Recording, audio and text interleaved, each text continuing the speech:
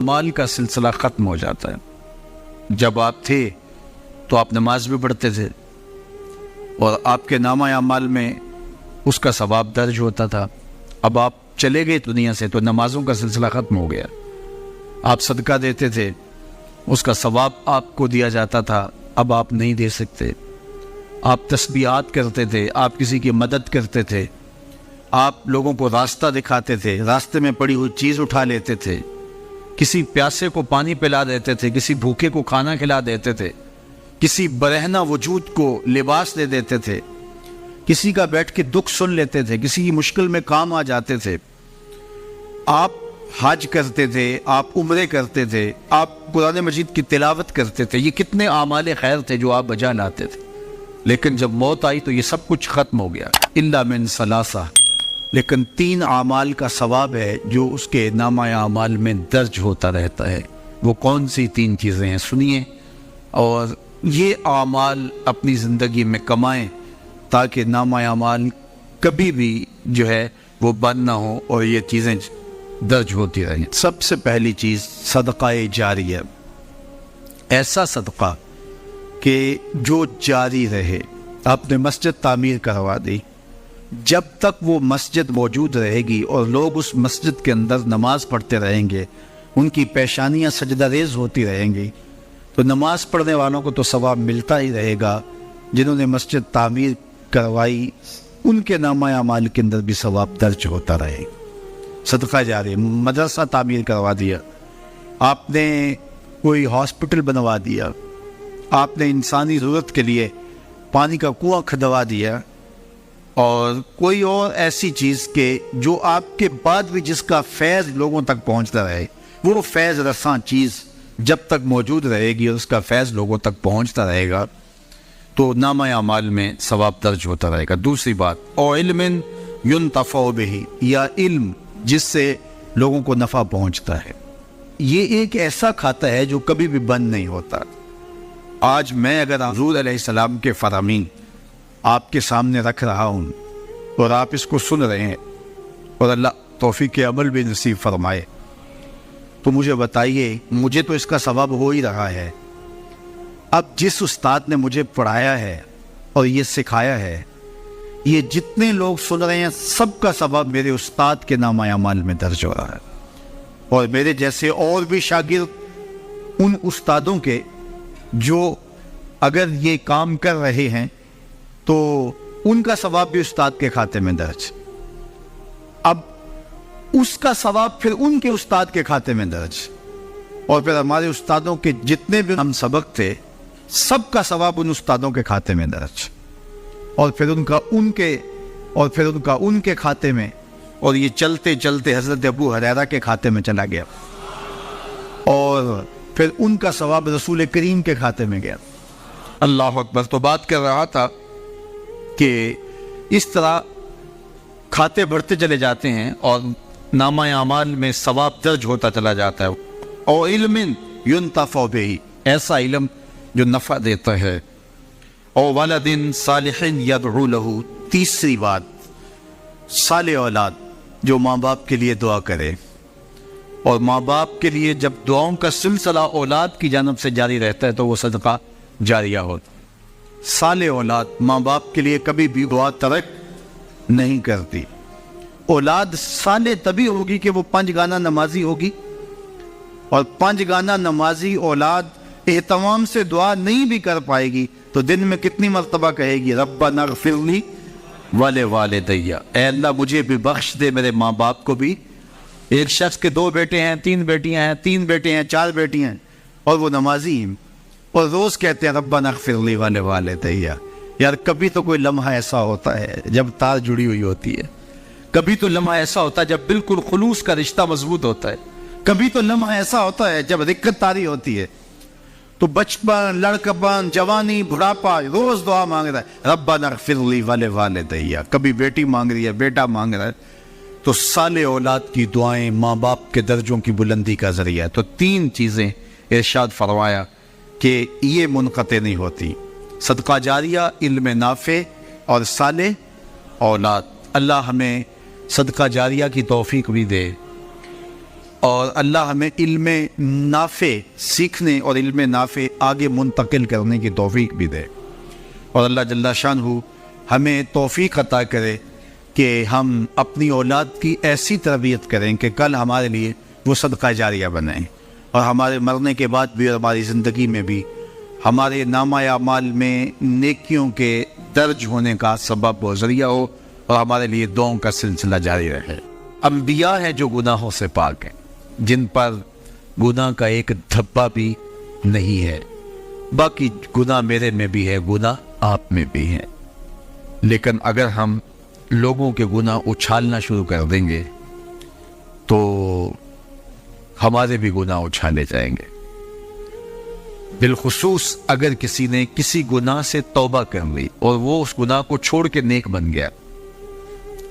اب اگر کوئی بندہ اس کے اس گناہ کا ڈنڈورا پیٹتا ہے تو اللہ جل شانہ مرنے سے پہلے اس کو اس میں مبتلا کرے، یہ اس کی سزا ہوگی۔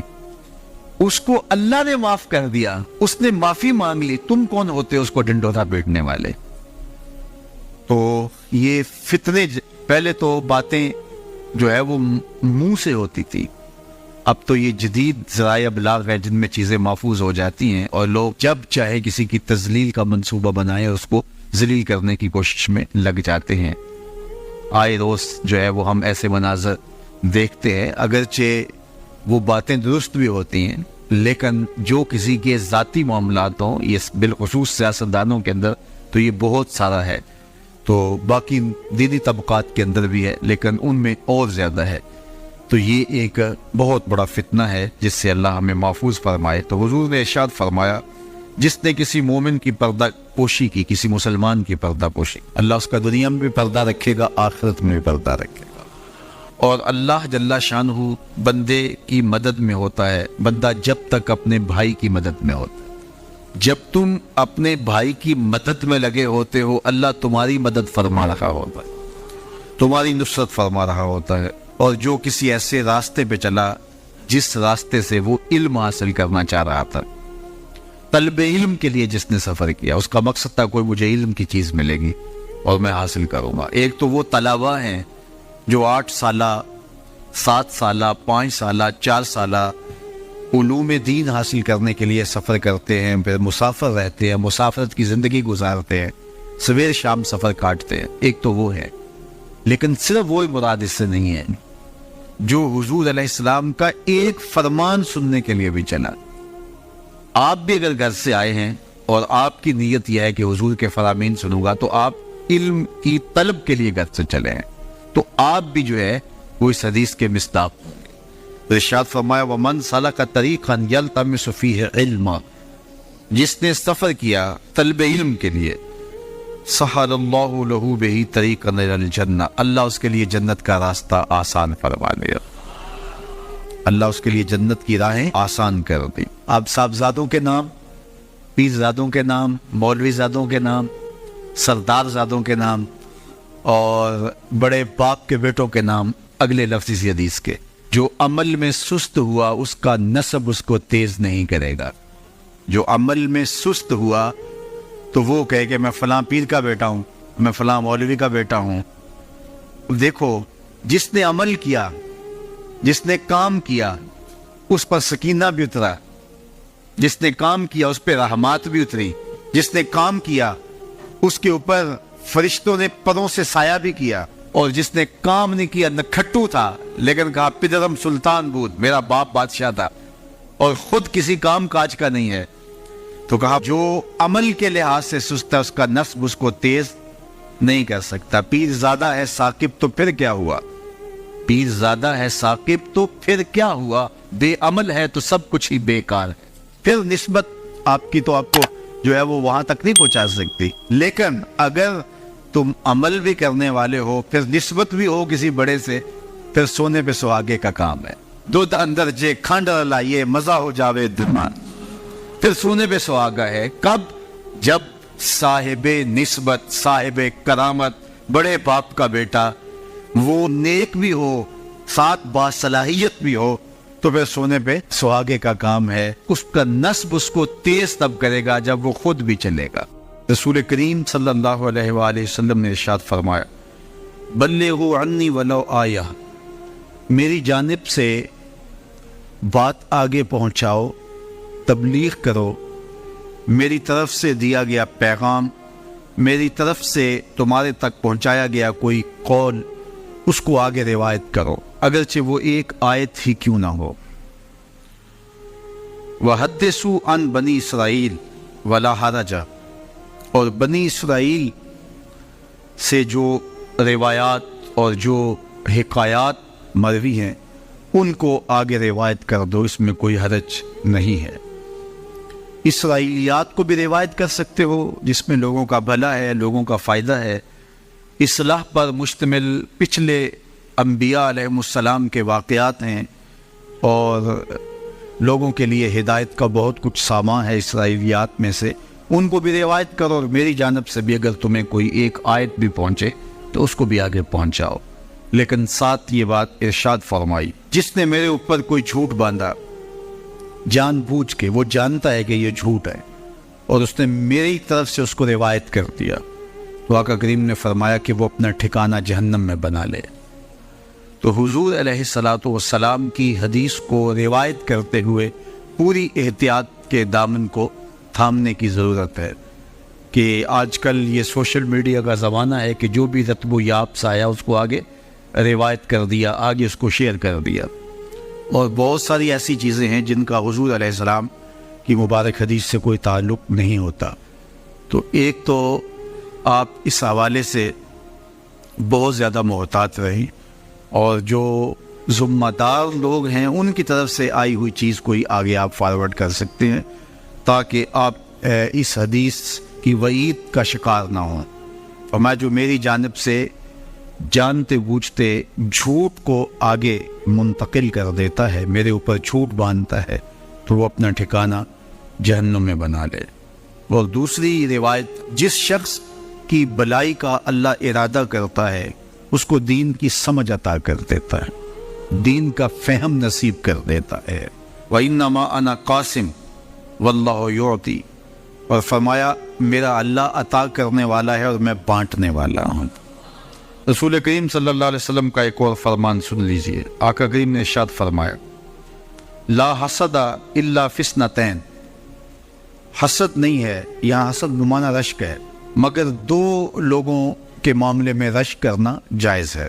وہ شخص جس کو اللہ نے مال دیا، اس مال کو وہ راہ حق میں خرچ کرتا ہے، تو ایسے مالدار پر رشک کرنا جائز ہے۔ کاش کہ میں بھی صاحب مال ہوتا تو میں اس سے زیادہ خوبصورت مسجد تعمیر کرواتا، میں صاحب مال ہوتا تو میں اس طرح کے 10 مرکز تعمیر کروا دیتا۔ تو رشک کیا جا سکتا ہے، تو یہاں حسد بمعنی رشک ہے۔ تو فرمایا کہ حسد جائز نہیں ہے، لیکن دو اشخاص پر، ایک وہ جس کو اللہ نے مال دیا اور اس کو وہ مخلوق خدا کی بہتری کے لیے خرچ کرتا ہے، وَرَجُلٌ آتَاهُ اللَّهُ حِکْمَةً، اور وہ شخص جس کو اللہ تعالیٰ نے حکمت دی، دانائی عطا کی، علم دیا، فقاہت کے نور سے مالا مال کیا، اور وہ اس دی گئی حکمت سے، اس دانائی کے ساتھ فیصلے کرتا ہے اور اس کو لوگوں تک پہنچاتا ہے، اس کو سکھاتا ہے، تو اس پر رشک کیا جا سکتا ہے کہ آج یہ مسند انصاف پہ بیٹھ کے فیصلے کرتا ہے، مسند تدریس پہ بیٹھ کے لوگوں کو دین سکھاتا ہے، منبر و محراب میں اللہ کے دین کے پیغام کو اوروں تک پہنچاتا ہے، تو یہ دل میں آرزو پیدا ہو، یہ دل میں تمنا پیدا ہو، کاش کہ اس مسند پہ میں بھی بیٹھوں اور میں بھی اللہ کے دین کو لوگوں تک پہنچا سکوں۔ تو یہ آرزو اگر سینے میں پیدا ہو اور کسی شخص سے رشک پیدا ہو، تو یہ رشک محمود ہے، نامحمود نہیں ہے۔ تو یہ علم کے لیے ترغیب ہے کہ اللہ جل شانہ سے ایسی دعا مانگنی، ایسی آرزو پالنا اور ایسی توقع رکھنی درست اور جائز ہے۔ حضور علیہ السلام نے ارشاد فرمایا، جس نے کسی شخص کی مصیبت کو دور کیا، کسی مومن کی تکلیف کو دور کیا، وہ تکلیف کسی بھی قبیل سے ہو سکتی ہے، وہ بیماری تھی، اس کے علاج میں مدد کی، اس نے کہیں جانا تھا، سواری پہ بٹھا کے لے گیا، وہ بھوکا تھا، اس کو کھانا کھلا دیا، اس کی جوان بچی تھی اور گھر کی دہلیز پہ بوڑھی ہو رہی تھی، اس نے شادی میں مدد دے دی. اس کی کوئی بھی تکلیف، کوئی بھی مصیبت جس میں وہ پھنسا تھا، اس سے اسے نکالا. اللہ تعالیٰ اس کے لیے دنیا اور آخرت میں آسانیاں پیدا کرتا ہے. اگر آپ یہ چاہیں کہ میری زندگی سہل گزرے تو لوگوں کی زندگیوں کو سوکھا کر دو. بعض اوقات ہمارے رویوں سے لوگ اوکھے ہوتے ہیں. ایک بندہ مجھے کہنے لگا کہ بڑی پریشانیاں ہیں، تو میں نے کہا اللہ کی مخلوق کے لیے آسانیاں پیدا کرو. تو اس نے کہا میں تو کسی کو کوئی تکلیف نہیں دیتا. میں نے کہا کہ آپ کے گھر کے سامنے گلی کتنی چوڑی ہے؟ تو وہ کہنے لگا 12 فٹ کی گلی ہے. تو میں نے کہا کہ آپ نے جو تھڑا بنایا ہے وہ کتنا آپ نے بنایا؟ کہتا 3 سیڑھیاں. تو میں نے کہا کہ یہ اللہ کی مخلوق کو تکلیف نہیں ہے؟ 12 فٹ کی گلی ہے، لوگوں کی بیچاروں کی کبھی گاڑیاں بھی گزرتی ہیں، جنازے بھی گزرتے ہیں، اور تم نے 3 سیڑھیاں اس گلی کے اندر رکھی ہوئی ہیں اور تم سمجھتے ہو کہ میں کسی کو تکلیف نہیں دے رہا. تم لمحہ لمحہ اللہ کی مخلوق کو تکلیف دیتے. لمحہ لمحہ. میں گزرا ایک گلی سے تو اچانک لائٹ چلی گئی تو میرا گھٹنا زور سے ٹکرایا تو زخمی ہوا. کتنے دن زخمی نہیں، پرانی بات ہے. تو وہ کسی نے اپنے گھر کے سامنے 3 فٹ اونچا گٹر بنایا ہوا. 8-10 فٹ گلی ہے اور 2 فٹ کا گٹر اونچا بنایا ہے، اور گلی سے ہم جا رہے ہیں تو گھٹنا لگا اور زخمی ہوا. پتہ نہیں کتنوں کے زخمی ہوئے ہوں گے، کئی بیمار گرے ہوں گے، لیکن اس نے اس کو ہٹایا نہیں ہے، اس لیے کہ وہ سمجھتا ہے کہ گلی پر اتنا تو میرا حق ہے کہ میں اتنی پہ قبضہ کر لوں. تو وہ اللہ کی مخلوق کو تکلیف دے رہا ہے، اللہ کی مخلوق کو اذیت پہنچا رہا ہے. اپنی موٹر اس نے باہر لگائی ہے، 10 مرلے کا مکان ہے، سب کچھ اس کے مکان کے اندر موجود ہے. اس نے ایک ایک جگہ واش روم بھی اس نے بڑا چوڑا لمبا بنایا ہوا ہے، لیکن 3 سیڑھیوں کے لیے اندر جگہ نہیں ہے، 3 سیڑھیوں کے لیے باہر اللہ کی مخلوق کو تکلیف دے رہا ہے. تو اللہ کی مخلوق کو جس قبیل سے بھی آپ تکلیف دو، آپ اگر اونچی آواز کرتے ہو جس سے ہمسایہ تنگ آتا ہے، تو یہ بھی اللہ کی مخلوق کو تکلیف دینے کے وقت. ہمارے دین نے تو ہمیں کس قدر آسانیاں سکھائی ہیں، کس قدر سہولتیں ہمارے دین نے ہمیں دی ہیں، اور لوگوں کی جان سوکھی رہے، لوگوں کو تکلیف میں مبتلا نہ ہونے دے، لوگوں کو اذیت میں مبتلا نہ ہونے دے. میں تو یہ بھی دیکھتا ہوں کہ لوگ 12 فٹ کی گلی ہے اور اس کے اندر دکان ہے، تو سامنے اس طرف کا جو ہے وہ موٹر سائیکل کھڑا کر کے تو اندر سے جو ہے وہ کوئی چیز خرید رہے ہوتے ہیں. تو باہر سے کوئی بیچارہ آ کے ہارن دے رہا ہو، کھلو جا، کوئی نہیں ٹکالی پہ. یعنی یہ بدتمیزی کی انتہا ہے، اور یہ ہمارے معاشرے کا المیہ ہے. لوگوں کے لیے اذیتیں پیدا کرنا، لوگوں کے لیے تکلیف پیدا کرنا، جبکہ ہمارے دین کی تعلیمات یہ ہے کہ دوسروں کے لیے آسانیاں پیدا کرو، دوسروں کے لیے جو ہے وہ خیر پیدا کرو تو تمہارے لیے خیر پیدا ہو. تو اس لیے فرمایا گیا کہ جس نے کسی شخص کے لیے آسانی پیدا کی تو اس کے لیے بھی آسانی پیدا ہوگی، لیکن صرف دنیا پہ نہیں ہوگی بلکہ اس کے لیے اس کے بدلے میں آخرت میں بھی آسانی پیدا ہوگی.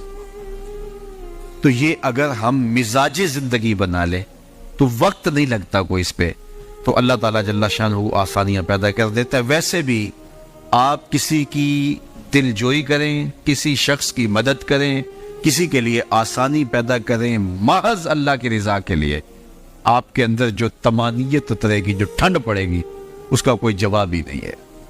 تو لوگوں کے لیے آسانیاں پیدا کریں، لوگوں کے لیے راحتوں کا سامان بنے، تمہارا وجود لوگوں کے لیے خیر کا ذریعہ بنے. حضرت شیخ احمد مجدد الفسانی علیہ رحمہ فرماتے ہیں، جو شخص اپنے اوپر 10 چیزوں کو لازم کر لیتا ہے تو لازمی نتیجہ یہ ہوتا ہے کہ وہ متقی بن جاتا ہے.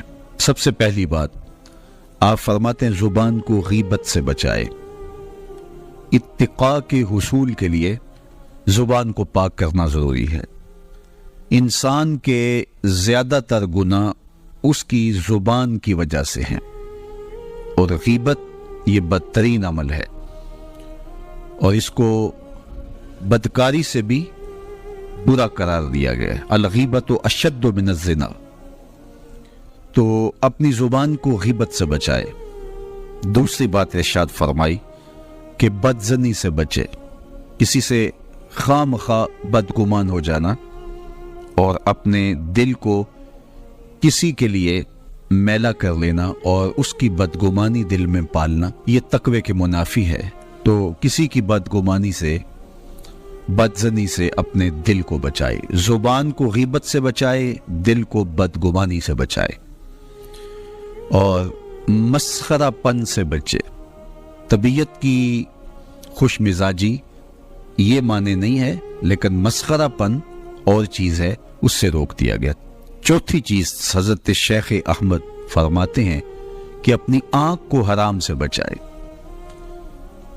अपनी आँख की हिफाजत करने से तकवा हासिल होता है। जब आँख खराब होती है तो दिल खराब होता है, जब दिल खराब होता है तो फिर पूरा बदन खराब हो जाता है। पांचवी चीज़ इरशाद फरमाई, हमेशा सच बोले। झूठा शख्स कभी मुत्तकी नहीं हो सकता। मोमिन सच्चा होता है, मोमिन झूठा नहीं होता। और तकवे के उसूल के लिए सच शर्त है। छठी चीज़ इरशाद फरमाई, हर हाल में अल्लाह का एहसान माने।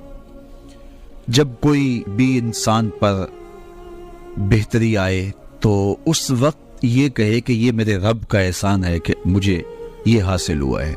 बहुत सारे लोग अपनी मेहनत का नतीजा करार देते हैं कि ये मैंने किया तो उसके नतीजे में ये मिला। उसकी करम नवाजी है कि उसने ऐसा कर दिया। सेहत मेरा कमाल नहीं, ये अल्लाह की अता है। इल्म मेरा कमाल नहीं, ये अल्लाह की अता है। लहजों की खूबसूरती ये उसकी अता से मुमकिन है।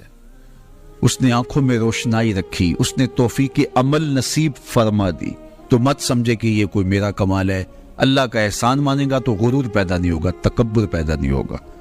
तो हर हाल में अल्लाह का एहसान माने। जो भी खैर उसको मिले वो कहे ये मेरे रब की तरफ से है, और अगर उसका करम ना होता तो ये अमल मुझे नसीब ना होता। सातवीं चीज़, अपना माल राह हक में खर्च करे। नाहक रास्ते पर एक दिरहम भी खर्च ना करे। कमाया हुआ माल राह हक में खर्च करने से इत्तिका की दौलत नसीब होती है। अल्लाह क़यामत के दिन बंदे के कदम अपने हुजूर से हटने नहीं देगा जब तक उससे 3 सवाल नहीं कर लेगा। उनमें से एक सवाल ये होगा कि माल कमाया कहाँ से, माल खर्च कहाँ किया। इसलिए ये अपनी तबा के अंदर लाजिम कर ले कि कभी भी उसका माल किसी नाजायज़ और फजूल काम में खर्च ना हो, राह हक में उसका माल लगे। आठवीं चीज़, नफ्स के लिए कभी बड़ाई बुलंदी ना चाहे, इससे तबीयत में सरकशी आएगी और तकवे के रास्ते में ये अमल माने। और नमाजों की हिफाजत करे।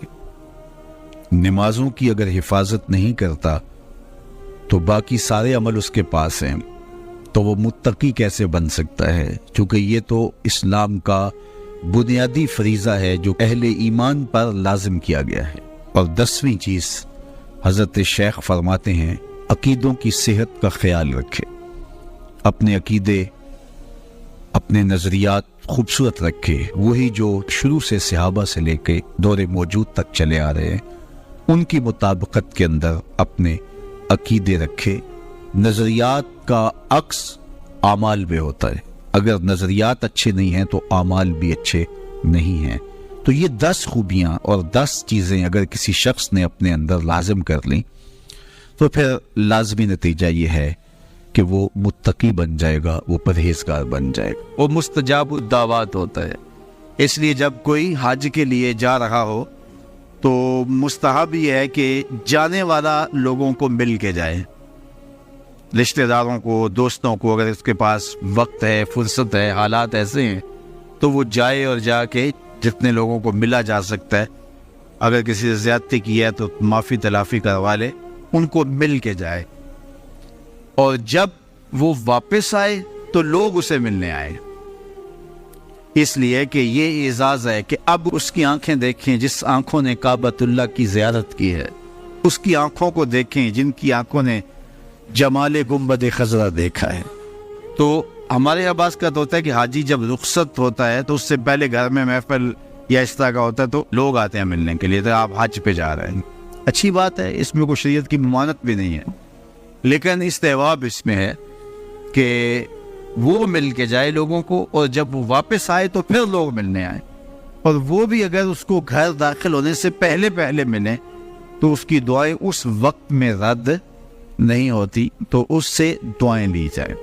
تو حج ایک ایسا فریضہ ہے جو زندگی میں ایک مرتبہ ادا کرنا واجب ہے، اس کے بعد آپ ہر سال ادا کر لیں، 5 سال بعد کر لیں، زندگی میں جب استطاعت مالیہ نصیب ہو، استطاعت بدنیہ نصیب ہو، حالات اجازت دے تو آپ جب چاہیں کریں، لیکن ایک مرتبہ جو حج کیا جاتا ہے اس کو حجۃ الاسلام کہا جاتا ہے، تو وہ ایک مرتبہ آپ کے ذمے سے اتر جائے گا جب آپ کر لیں گے۔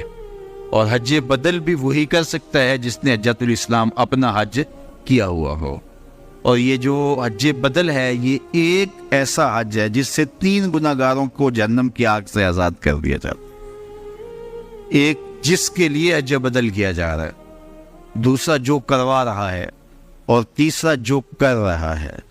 حج ایک ہے لیکن 3 لوگوں کو برابر ثواب ملتا ہے۔ اس کو کسی شخص کا والد انتقال کر گیا، حج نہیں کر سکا، یا اس کے پاس بدنی طاقت نہیں ہے، تو اس کی طرف سے کسی کو حج اس کا بیٹا کروا رہا ہے، تو جس نے کیا حج وہ بھی مغفور، جس کی طرف سے کیا جا رہا ہے وہ بھی مغفور، اور پیسے جو خرچ کر رہا ہے اپنے باپ کے لیے، اپنی بوڑھی ماں کے لیے، وہ بھی مغفور۔